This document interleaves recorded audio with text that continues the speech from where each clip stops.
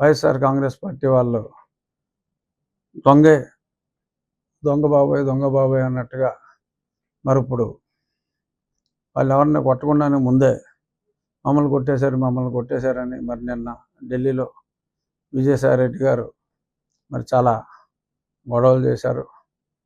మరి నాకు అర్థం కాదు ఏంటంటే, పట్టపగలు ఒక ఎంపీని తప్పుడు కేసు పెట్టి ఇంట్లోంచి లేపుకెళ్ళి అర్ధరాత్రి చావబాది అన్ని ఎవిడెన్స్లు ఉన్నా సరే, అంటే నాకన్నా వాళ్ళు ఎంత దుర్మార్గులో తెలిసినవాడు ఎవరు లేడు. సరే, కొంతమంది చంపేశారు, అది ఉంది.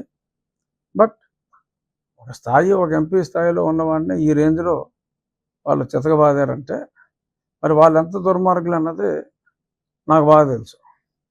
మరి వాళ్ళు ఇవాళ అలా చేశారు, ఇలా చేశారని కనీసం నా ఫ్లెక్సీని కూడా 4 సంవత్సరాల్లో ఎవరిని కట్టనవలా. అది మీ అందరికీ తెలుసు. మీడియా ఎవరైనా కడితే వాళ్ళకి ఆ పోలీసు వాడు ఫోన్ చేసి వార్నింగ్ ఇచ్చేవాడు. సో మరి ఈ రకంగా అన్ని దురాగతాలు చేశారు. ఇప్పుడు అసలు ఏమీ జరగకుండానే వాళ్ళు చేసింది వీళ్ళు రిపీట్ చేస్తారేమో అనే భయంతో ముందే అమ్మాయి బాబాయ్ కొట్టేస్తున్నారు, చంపేస్తున్నారు. 1-6 సంఘటనలు ఎక్కడైనా జరిగి ఉండొచ్చు. అది పార్టీలకి సంబంధం లేదు. ఇద్దరు వ్యక్తుల మధ్యన ఏమన్నా ఉంటే, ఎవడు దెబ్బతింటే, ఇద్దరు కొట్టుకుంటే ఎవరు దెబ్బతింటే ఆ దెబ్బతిన్న వ్యక్తికి వైసీపీ ముసుగేసి వైసీపీ వారిని చంపేశారు అంటున్నారు.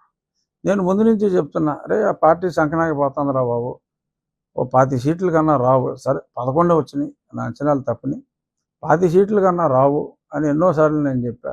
చివరిలో కూడా అలా మాటలని పందాలు కాసుకుంటారేమో, అది పిచ్చాసుపత్రిలో చేసుకోవాలి. అక్కడ ప్రమాణ స్వీకారాలు ఏంటి, ప్రజల ఓట్లన్నీ అక్కడ పడిపోయినాయి, చాలా దారుణంగా ఉంది పరిస్థితి. పందాలు కాయకండి రా బాబు, తర్వాత మళ్ళీ మీరు ఇబ్బంది పడతారని కూడా చెప్పా. ఆ పందాలు కాసుకున్న వాళ్ళు కొద్దిమంది ఆత్మహత్య చేసుకుంటున్నారు. సో మనస్తాపంతో ఆత్మహత్య అని చెప్పి, వైసీపీ రాలేదని మనస్తాపంతో ఆత్మహత్యలు అని చెప్పి, మళ్ళీ దానికి ఒక డిఫరెంట్ మీనింగ్. మళ్ళీ జగన్మోహన్ రెడ్డి గారు బహుశా ఓదార్పు యాత్ర 2.0 స్టార్ట్ చేస్తారేమో, నాకు తెలియదు. నేను ఇంకా ఈ రోజు నుంచి వ్యక్తిగతంగా జగన్మోహన్ రెడ్డి గారి గురించి నేను మాట్లాడదలుచుకోవాలి. ఎందుకంటే ఆయన భాషలో చెప్పాలంటే మంచో షేడో, ఆయన చేయాల్సింది చేశాడు, వెళ్ళిపోయాడు. ఇప్పుడు జనాలు చూసేది మేమేం చేస్తాం, మేమిచ్చిన హామీలు ఎలా నెరవేరుస్తాం, ఎన్నో హామీలు ఇచ్చాం, ఆ హామీలు నెరవేరుస్తారా లేదా అనే దాని మీద జనం దృష్టి ఉంటుంది తప్ప, జనాల దృష్టి ఇంకా జగన్మోహన్ రెడ్డి గారి మీద కానీ వైఎస్ఆర్ కాంగ్రెస్ పార్టీ మీద కానీ ఉండకూడదు కూడా, అనవసరం. ఇప్పుడు మేము మాట ఇచ్చాం, మా మాట ప్రజలు విశ్వసించారు. జగన్మోహన్ రెడ్డిని కాదనుకున్నారు. మేము ఊహించిన దానికన్నా కూడా పెద్ద అందలం ఎక్కించారు. మొన్న మా ఎమ్మెల్యేల మీటింగ్లో కూడా చంద్రబాబు నాయుడు గారు అదే స్పష్టంగా చెప్పారు. మనకి ప్రజలు అధికారం ఇవ్వలేదు, మనకి ప్రజలు ఒక బాధ్యత అప్పచెప్పారు. ఆ బాధ్యతని సక్రమంగా నిర్వహించాలి. దాడులు ఇటువంటివి మనం చేయకూడదు. చట్ట ప్రకారం తప్పు చేసిన వాళ్ళని శిక్షించాలి. సో దీనికి ఒకరోజు ముందుగానే నేను చట్ట ప్రకారం ఒక పోలీస్ కంప్లైంట్ కూడా ఇవ్వడం జరిగింది. బహుశా నేడో రేపో, మరి నిన్నటి వరకు పోలీస్ అంతా కూడా ప్రమాణ స్వీకార ఏర్పాట్లో ఉంది కాబట్టి బహుశా 1-2 రోజుల్లో మరి అది ఎఫ్ఐఆర్ కూడా నా కస్టోడియల్ టార్చర్. ఎందుకంటే ఇన్ని తన్నులు తిని మిలిటరీ హాస్పిటల్ రిపోర్ట్లు ఇంత క్లియర్గా ఉండి కస్టోడియల్ టార్చర్ జరిగింది అన్న నాకే నేను న్యాయం చేసుకోలేకపోతే ఇంకా కామన్ మ్యాన్కి ఇంకా న్యాయం జరుగుతుంది అన్న దాని మీద నమ్మకం పోయి ప్రమాదం ఉంటుంది. కాబట్టి నా నిర్ణయం నేను తీసుకుని, చాలామంది అనుకుంటున్నారు దీని వెనక ఇంకెవరో ఉన్నారు, పార్టీ పెద్దలు ఉన్నారని. నేను ఎవరితోటి మాట్లాడాల. Law should take its own course of action అనే ఉద్దేశంలో నేను ఆ కంప్లైంట్ని ఇవ్వటం జరిగింది. డెఫినెట్గా ఇక్కడ న్యాయం జరిగితే ప్రజలకు కూడా వాళ్ళకి జరిగిన అన్యాయాల మీద చట్ట ప్రకారం న్యాయం జరుగుతుంది అనే ఒక నమ్మకం వస్తుంది అనేది నా విశ్వాసం.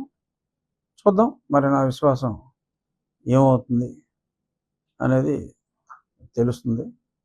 సో ఇప్పుడు ఈ ప్రభుత్వం మీద, మా ప్రభుత్వం అని కూడా అనొచ్చు, నేను మంత్రివర్గంలో లేనంత మాత్రాన మా ప్రభుత్వం అంటంలో తప్పేం లేదు.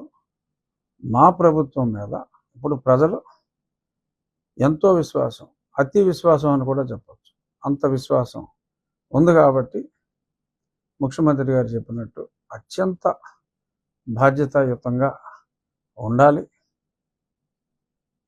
డెఫినెట్గా ఉండకపోతే ఇక్కడ ఏ నాయకుడిది కాదు గొప్ప, ప్రజలే గొప్ప అని ప్రూవ్ చేశారు.